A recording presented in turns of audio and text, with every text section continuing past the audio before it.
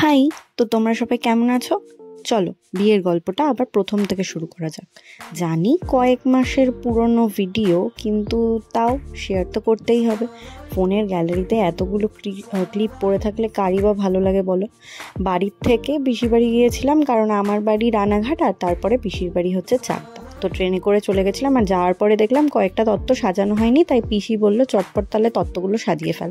তো সেই জন্যই সাজাতে বসে পড়েছিলাম। আর সব কটা তত্ত্বর যদি ক্লিপ নিতে যেতাম তাহলে হয়তো 30 মিনিটের একটা ভিডিও হয়তো হয়ে যেত। তো সেই জন্য একটা তত্ত্ব একটুখানি যখন করছিলাম তখন ওটার একটা ক্লিপ নিয়ে নিয়েছিলাম।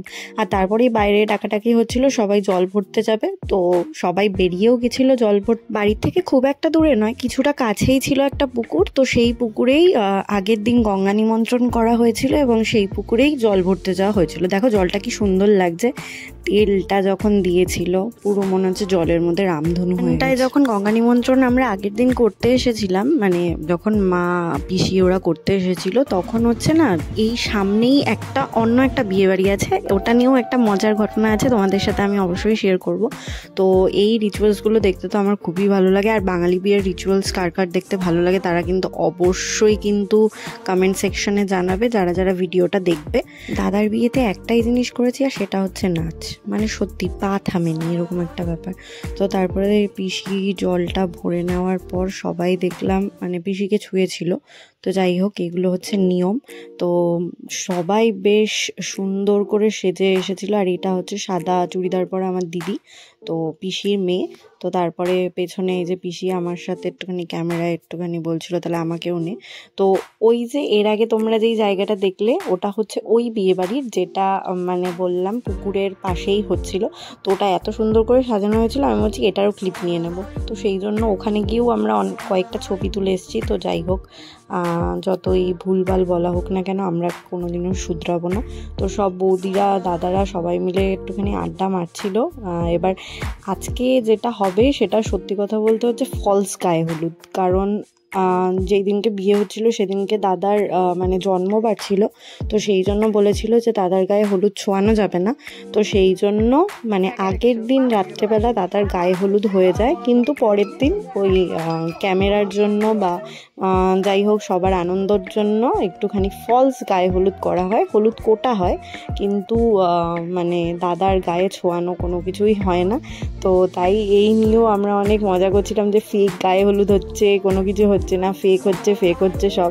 তো এমন তো প্রচুর সিনও গেছে যে ক্যামেরাম্যান বলছে গায়ে হলুদ লাগাও, এমন মনে হচ্ছে। তো দাদার মানে গালে ওরকম সবাই হাত ছুঁয়ে দাঁড়িয়েছিল, মানে আদেও কোনো কিছুই হচ্ছিল না। যাই হোক, তারপরে নাপিত এসে দাদার হাতে পায়ের নখ খুঁটে দেয়, যেটা নিয়ম ওই খুঁট দিয়ে। তো তারপরে এইখানটায় আমি সাইডে দাঁড়িয়ে দাঁড়িয়ে খালি মজা দেখছি। আর এই যে তখন ফটোশ্যুট চলছিল, সবাই এই যে দাদার গায়ে ফলস হলুদ হচ্ছে। তো আমি পাশ থেকে আবার বলছিলাম ফেক গায়ে হলুদ। তো বেশিরভাগ অনেকেই দুপুরবেলায় ছিল না, কেউ কেউ কাজে গেছিলো, তো সেই জন্য সবাইকে পাওয়া যায়নি। কিন্তু যাই হোক অনেকটা মজা হয়েছে, মানে এতটাই মজা হয়েছে মানে সেটা বলার মতন না। আর গায়ে হলুদের সময় যেটা আদেও গায়ে হলুদ হয়নি কিন্তু দেখানো হচ্ছে, ওখানে তো আরও বেশি মজা হয়েছে। আর তারপরে এটা হচ্ছে দাদার বিয়ের পাঞ্জাবি। তারপরেই আমি বাড়িতে চলে এসেছিলাম, কারণ আমি আবার রানাঘাটের থেকে সেজে চাকদায় যাব। আমাকে এই নিয়ে অনেকে অনেক কথা বলেছে, কিন্তু ভাবলাম যে থাক, কারোর কথা শুনে লাভ নেই, নিজেকে কেমন লাগবে ওটাই মেন কথা। তো সেই জন্য বাড়িতে চলেও এসেছিলাম। তো আমার মেকআপ আর্টিস্ট যে ছিল সে হচ্ছে ঋজুতা দত্ত, তো খুব সুন্দর করে সাজিয়েছিল, তোমরা হয়তো দেখেছো। তো হচ্ছে তারপরে আমরা ভেন্যুতে পৌঁছে গেছিলাম যেখানে বিয়ে হচ্ছে। আর আমরা যখন এসেছিলাম তখন বৃষ্টি হচ্ছিলো। এই পাঞ্জাবিটা চিনতে পারছো? এই পাঞ্জাবিটা সেই আমার করা আর দাদাকে গিফট করা দাদার জন্মদিনে। তো এসেই দেখি বিয়ে শুরু হয়ে গেছে, আর বিয়ে দেখে কি হবে, তাই আমরা খাবার জায়গায় চলে আসি। আর তারপরে আমার দাদাকে বলি আমার কিছু ক্যাট মেরে ভিডিও তুলে দে। তো আবার সেই জন্য কয়েকটা ভিডিও নিয়েছিল। তো আমি বললাম ওকে ফোনটাকে রোটেট করে তোল, ও সেটা শোনেনি। তো তারপরে হচ্ছে ক্রিসপি চিলি বেবিকর্নটা খাওয়ার পরে আবার মনে হলো যে চিকেন পকোড়া খাই, মানে বিয়ে বাড়ি মানে খাওয়া। আর তারপরে দেখলাম বিয়ের প্রথম পার্ট চুকে গেছে, তারপরে হচ্ছে সেকেন্ড পার্ট আসবে বিয়ের, তো সেই জন্য সব সাজানোর ভিডিও ক্লিপ আমি একটা নিয়ে নিচ্ছিলাম আর ওখানেই বসেছিলাম। কিন্তু ওই জায়গাটায় তারপরে যখন মানে যজ্ঞ শুরু হলো, আগুন যখন জ্বলতে লাগলো, তখন মানে ওই জায়গাটায় বসাই যাচ্ছিল না এমন। আর তারপরে সবাই ছবি তুলছিল, তারপরে বিয়ে শুরু হলো আবার।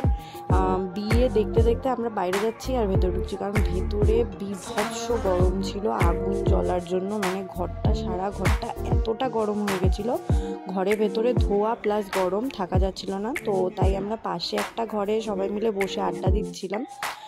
তো সবাই বললো যে বিয়ের এবার সিঁদুরদানও হয়ে যাবে, তো আবার গিয়ে দেখলাম যে না, সিঁদুরদানটা তো দেখতেই হবে। তো সেই জন্য গিয়ে আবার সিঁদুরদানটা দেখলাম, সবাই মিলে একটু চিল্লামিল্লি করলাম, তারপরে বললাম যে দাদার বিয়ে হয়ে গেছে এই সেই।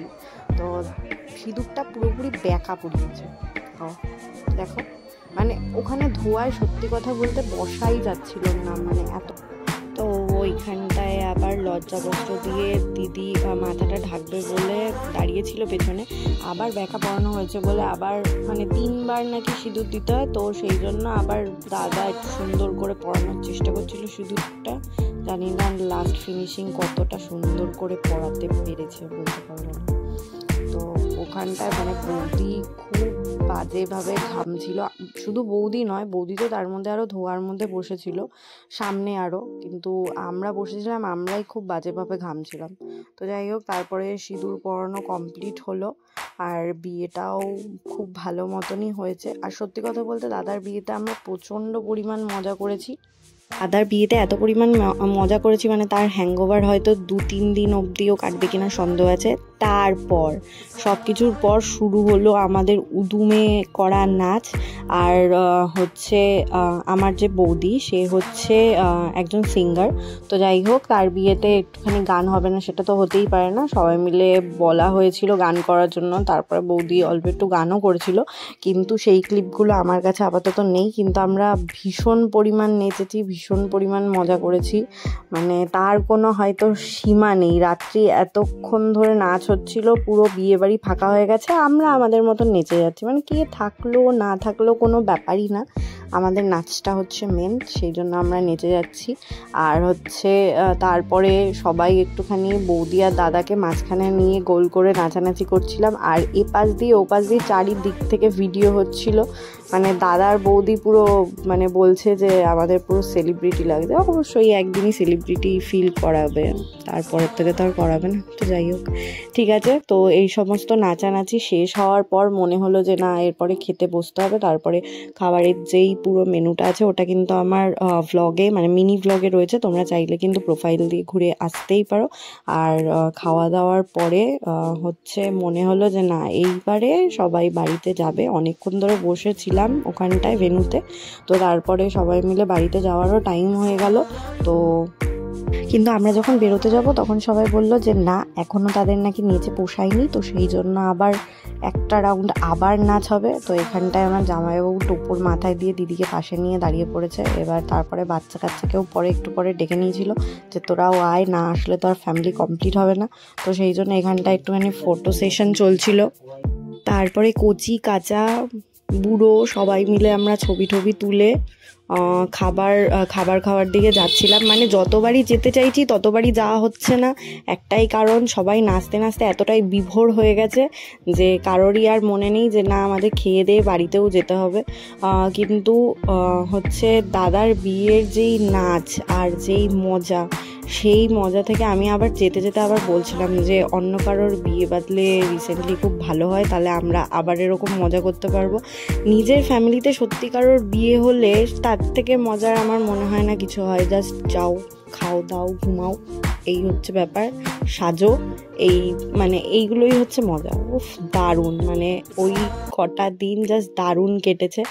আর মানে আমি তো নাচ কি করছি আমি নিজেও জানি না। পরে যখন ভিডিওগুলো দেখছিলাম তখন আমি বলছি এরকম পাগলের মতো নাচছিলাম আমি। তো যাই হোক, এই পর্যন্তই নাচের ভিডিওটা থামাই, নাহলে এরপরে নাচের ভিডিও দিয়ে লম্বা করতে করতে ভিডিওগুলো এতটাই বড় হয়ে যাবে, মানে শুধু নাচই থাকবে তখন ভিডিওতে, তখন আর অন্য কিছু থাকবে না।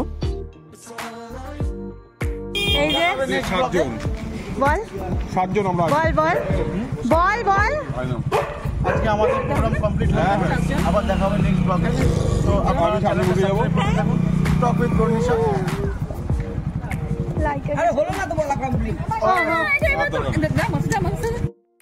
তো এখানে আমাদের বিয়ের পর্ব শেষ, এরপর রয়েছে রিসেপশন। তো সেই জন্য তো আমি অনেকটা এক্সাইটেড। আর এই ব্লগটা তোমাদের সবার কেমন লাগলো আমাকে কিন্তু অবশ্যই জানাবে, আর ভালো লাগলে কিন্তু সাবস্ক্রাইব করে দিও। তো বাই।